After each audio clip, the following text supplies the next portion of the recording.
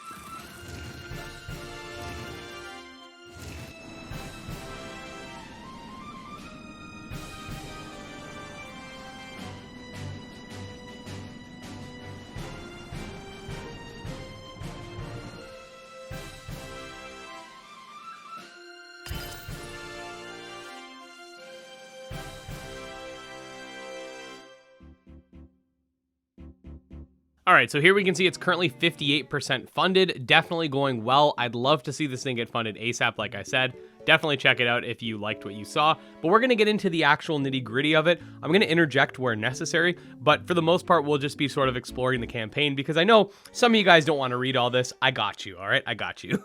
Grimmlin's Tale is a strategic action-adventure RPG where you can befriend, train, battle, and explore with all fairy tale inspired monsters. These creatures, called Grimmlins, are magically created creatures bound to loops of fate based on their story origin. They become your friends, fight at your side, and grow throughout your journey with you. You'll be able to write your own tale together. Grimmlin's Tale at its core is about taking monster taming and cranking the depth of its monsters and mechanics to their extremes. What gives it depths, you may ask? Its conceptually complex fairy tale spun monster designs, its unique real-time combat, and its diverse ways to explore the world through individually unique gremlin riding mechanics. It's like the monster taming game we've dreamed of since we were kids, and this is what it looks like. Then we got off to the demo. So you could play the demo. The demo we actually did check out, me and Pat. So Pat's being the lead developer. I checked it out with him. We sort of talked, we hung out. We talked about Dark Souls. We talked about Coromon. It was a good time. We got to ride a bunch of different gremlins and stuff like that. We tried to break the demo. And honestly, like, check that out. It'll be linked below. I highly recommend it. Like, if you're kind of like wondering what the game is about and how it plays and stuff like that, you definitely should check that out. It'll be linked alongside the Kickstarter. So the Gremlins themselves. Let's begin with what makes this game great. The Gremlins themselves. As stated, all Gremlins have a fairy tale origin. Everyone knows the Frog Prince, right? Frog gets a gold ball for a girl. Frog kisses girl. Turns out Frog was a prince all along. Notice the gold ball bubble on its back, its princely crown, and its frothy bubbly royalty collar. Gremlins will be full of design elements like these that echo their story inspiration. The Grimmlins themselves are sentient and have their own thoughts and feelings and words to say in the game's dialogue. To emphasize their personalities as sentient creatures, let's go over the game's starter designs you'll get to choose from. Instead of your typical fire, water, grass triangle, Gremlin's Tale starter trio is based on tropes of brawn, brains, and beauty, with its might, mental, and charm type monsters. So first up, you have Beasttame. Beasttame is the might type starter. Beasttame is based on the Beauty and the Beast. His personality is that of a proper young gentleman. He puts aside his natural beastly natures to be as pip cheerio as he possibly can. Hopefully all of that suppression doesn't hurt him when he grows up. Dare Dumpty is the mental type starter. Dare Dumpty is based on Humpty Dumpty. Its personality is that of a thrill-seeking, hoverboarding daredevil. Dare Dumpty knows how frail its outer shell is. It's a psychic genius egg after all, and that it's dangerous to hover on bricks, but it also subscribes to the teachings of YOLO. You'll see this gremlin talking to you like a fearless surfer bro, unless the damage it takes eventually gives it a change of heart. And then finally you have Ginger Kid, which reminds me of the gingerbread kid from Shrek. Ginger Kid is a charm type starter. Ginger Kid is based on the gingerbread man. You know that hyper kid more hyped up on sugar than you think is humanly possible with their tiny body? That's Ginger Kid. It's always on a sugar rush because it's made of sugar. It's obsessed with being a superhero when he grows up, but it'll learn that being a superhero isn't all that fun. Evolution. So we have some evolutions here. So you can see the three different ones. I think the whole Humpty Dumpty one is probably like the most the most unique and interesting, but like all three of them are pretty cool. So Gremlin's personalities visibly changed through evolution. Monservant developed a still growing evil beastly hand syndrome from the suppression of its nature. Careful became scared of getting hurt after a bad wipeout, exposing its edgy leggies. Now it props itself onto a wall to stay high away from the oh so dangerous ground. Gingersnap lost its arm. I guess being a superhero isn't so sweet after all, and I hope he has insurance. More Gremlins. Howluff is a wind type, and Granpuff is a wind and evil type. They're both based on the Little Red Riding Hood and the Big Bad Wolf. Cool. Here we got Ugling and Pielenti are both wind and water type. Ugling is based on the Ugly Duckling and Pielenti as well, but Pielenti adds the Golden Goose into the mix. I love this one. Pegnome and Sevengnome are both earth and fire types. They're based on the Seven Dwarfs from Snow White and the Seven Dwarfs. These are cool. I especially like the one on the right. It reminds me of the Moonlit Butterfly from Dark Souls. Bonocchio is a death type. Marionette is a death and water type, and Bonocchio is death and life. They are both based on various aspects of Pinocchio.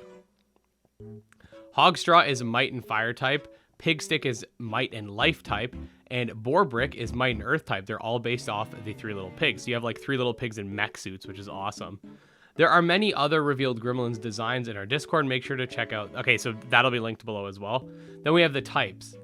The type chart for Gremlins is balanced 1-to-1. This means each type has an even number of positive and negative individual matchups for other types. Here we can see the attacking. So basically it all equals out. You guys can pause the video here and sort of check it out, or you can save the image from the Kickstarter itself if you want to see the type chart. I'm not going to get too much into that now, but there you go.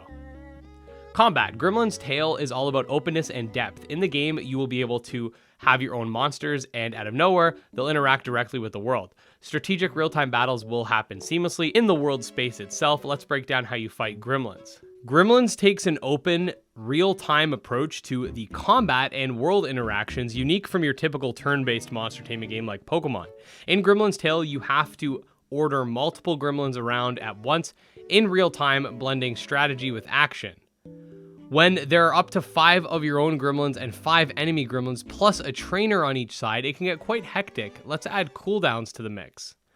Stats, cooldowns, ability, and team building. Gremlin stats will grow and change based on the base stats for each Gremlin as you level them up with battle experience. On top of this, you get some direct control over their stats. Every level you get to invest points that you can put into any stat you want.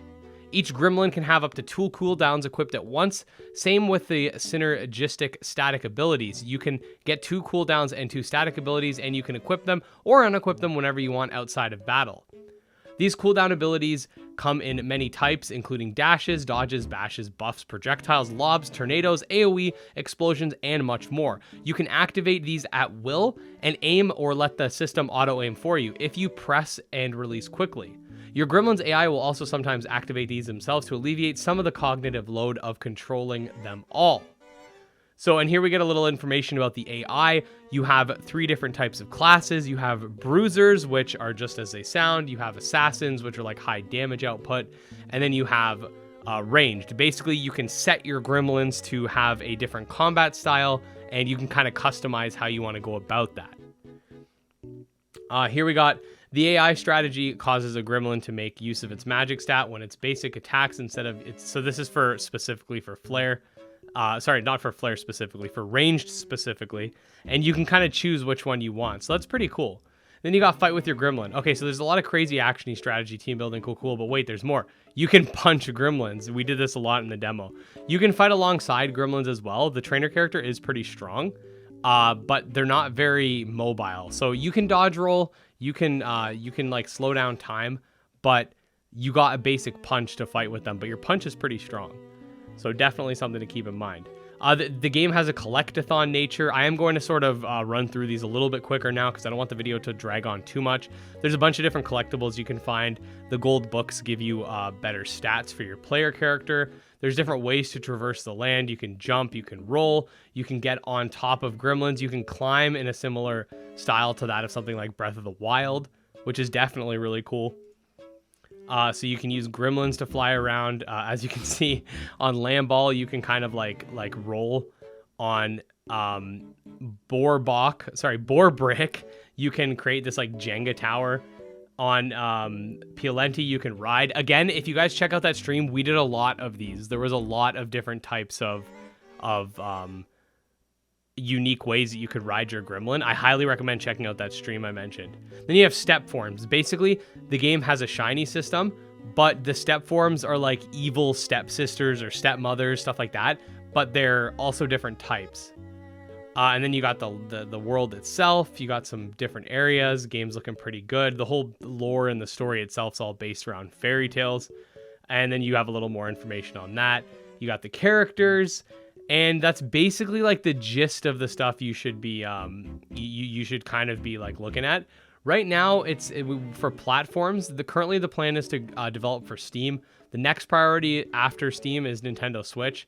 The touchscreen functionality would be great for controls, and Gremlins Tale is born to be played on Switch, but I can't promise it yet. Nintendo Switch, PS4 and 5, and Xbox Series X are all possibilities if we meet stretch goals. And right now we don't have too much information on the stretch goals because we need to get that 30K. So definitely, if this game's interesting, please make sure to back it. I really want to see this thing get funded as soon as possible so we can start getting into some of these stretch goals. Pat, the developer, really cool guy. And they even got some like little figures and stuff that are like backer rewards. If you guys want to check out all the rewards and stuff like that. But yeah, that's pretty much it for the video. That's pretty much everything I wanted to get through, like the main components of the Kickstarter itself. Let me know what you guys think. Are you interested in this monster taming fairy tale adventure? I think the idea behind the monster designs is extremely unique and makes for like a really cohesive, like noteworthy way of designing your monsters. Like you're gonna know what a gremlin is based on its design because they're all based off of folk tales, fairy tales, and nursery rhymes and stuff like that. So I think that's really cool. And yeah, that's pretty much all I have to say. If you did enjoy the video, make sure to like and subscribe for more. I put out monster taming videos every single day. Check me out on Twitter, Discord, Patreon, all links below. Special thanks to the patrons, especially Jim Hamilton, Steel Case, Dark Persona, and Dro Ghost. And don't forget to check out the Gremlins campaign. That said, I'll see you guys next time. Peace.